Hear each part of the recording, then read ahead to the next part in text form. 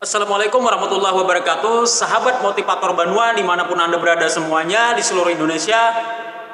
Hari ini kita akan membahas topik tentang dua dampak buruk terbesar dari warisan penjajahan kolonial terhadap pendidikan di Indonesia.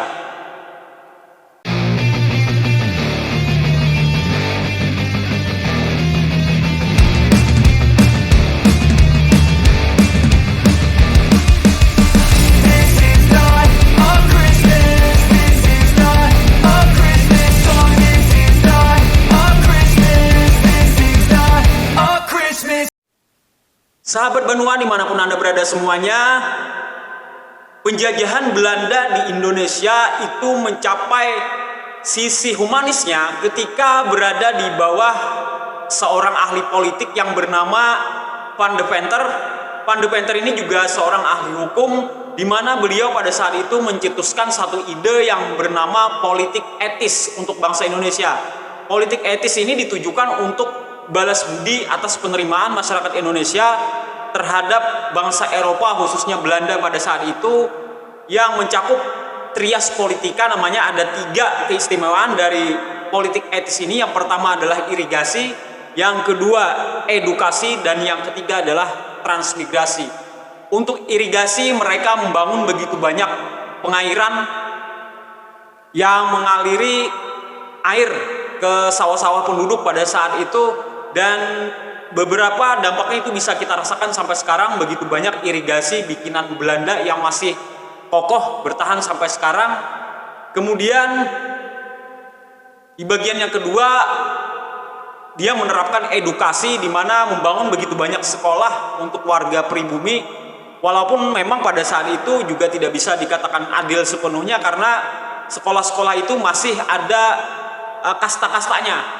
Nah, di mana di situ sekolah Bumi Putra ada memiliki dua kelas. Kelas pertama itu digunakan untuk orang-orang Eropa, orang-orang priayi, para elit, anak-anak bangsawan yang bisa sekolah di sana. Sedangkan kelas 2 adalah untuk masyarakat umum.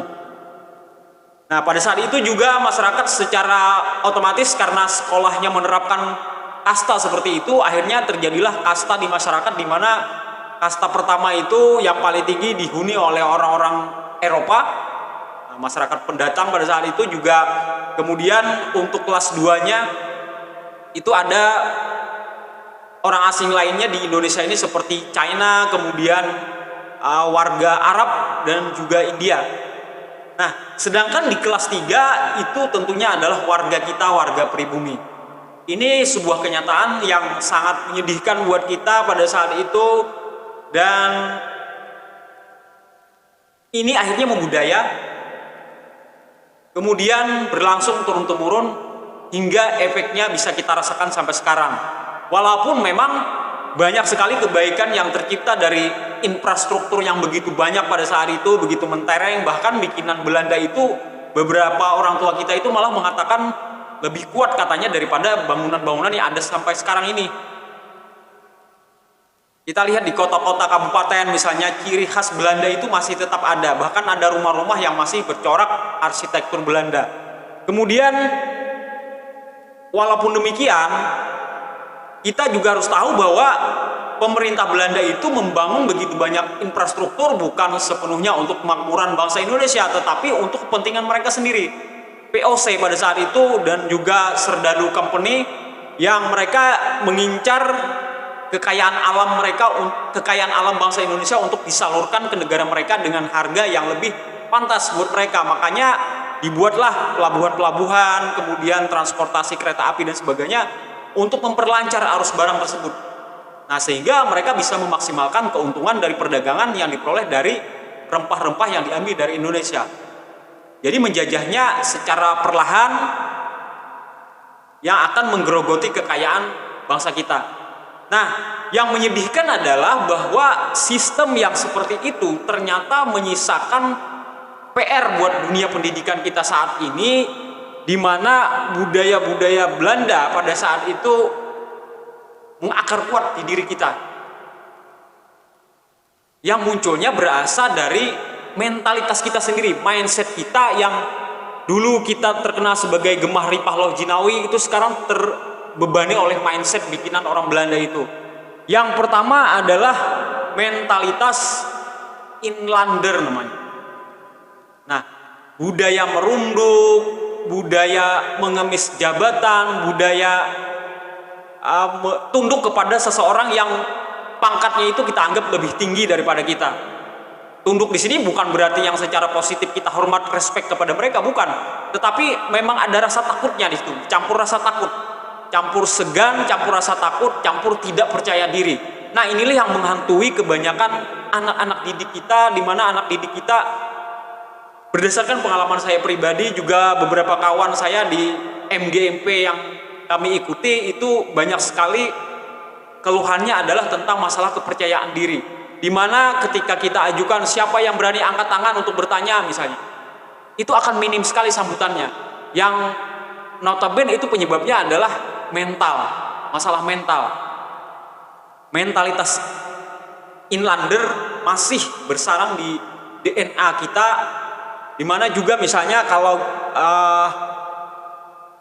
orang kita melihat bule, turis-turis di sekitaran kita, entah kenapa di mindset kita itu tertera bahwa mereka itu posisinya lebih tinggi dari kita. Lihat orang Kanada, Australia, kita merasa hidungnya mancung, kemudian putih, badannya tinggi, tidak seperti kita. Jadi itu gambaran-gambaran seperti inilah yang membuat dunia pendidikan kita itu bergerak sangat lambat. Rasa di bawah, mentalitas di bawah itu masih terbawa sampai sekarang. Saya ingat salah satu memori masa kecil itu adalah ketika waktu SD itu begitu ada helikopter di atas kita. Nah, anak-anak teman-teman kita di SD itu kan biasanya keluar berlarian mereka, karena mereka pada saat itu menganggap bahwa helikopter itu adalah teknologi yang sangat wah, dan itu ternyata berlangsung sampai sekarang. Walaupun zaman sekarang sudah menurut kita sudah sangat canggih, tetapi entah kenapa memori masa kecil itu masih melekat di tempat kita, bahwa ketika ada helikopter atau sesuatu benda terbang di atas kita, kita akan berlarian menyambutnya. Padahal kalau di luar negeri itu biasa-biasa saja. Nah, ini menunjukkan bahwa strata ekonomi masyarakat kita ini memang masih belum mampu untuk menjadi bangsa yang superior. Lihat helikopter, bingung, kemudian lihat bule, bingung. Mentalitas inlander. Kemudian mentalitas inlander ini juga berakibat lulusan-lulusan sekolah kita ini, mereka lebih senang, cita-citanya memang sejak awal untuk menjadi pekerja atau karyawan. Padahal bangsa kita saat ini mengalami defisit yang namanya pengusaha atau jiwa pebisnis. Nah, saya ingat sekali ketika masuk ke sebuah instansi, menawarkan dulu satu produk MLM, ingin melakukan presentasi, minta izin beberapa menit untuk melakukan presentasi. Orang-orang di sana dengan mentalitas karyawannya, mereka memandang kepada kita itu dengan rasa takut, curiga duluan. Jangan-jangan ini penipuan, jangan-jangan ini semacam investasi bodong dan lain-lain. Tidak ingin menelaah lebih jauh. Padahal itu sebuah peluang buat mereka. Ini juga meracuni anak-anak didik kita, di mana orang-orang kampung kita senang sekali ketika anaknya misalnya bekerja di sebuah perusahaan. Kalau saya di tempat kami itu ada anaknya itu bekerja di perusahaan rokok sebagai orang yang icip-icip rokok itu.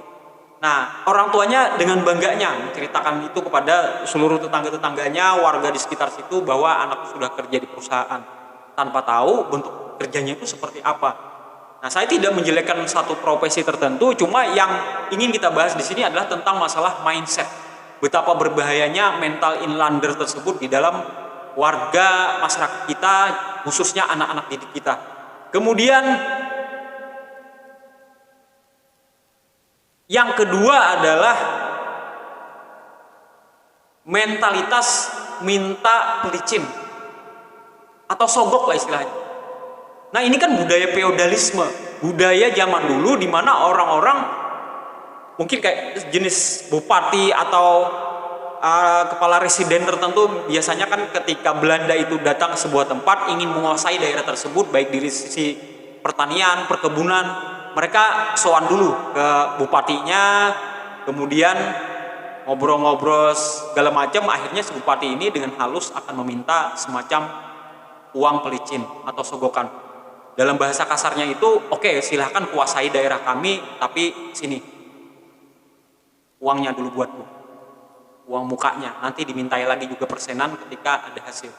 Nah, budaya-budaya seperti ini berurat berakar di masyarakat kita, berlangsung sampai sekarang, dimana kalau kita bicara dunia pendidikan, proyek-proyek sekolah, ada saja kepala dinas yang minta jatah, ada kabak tertentu yang minta jatah ketika ada sebuah proyek bangunan tertentu, misalnya pengadaan buku, pengadaan laptop, pengadaan tablet dan sebagainya.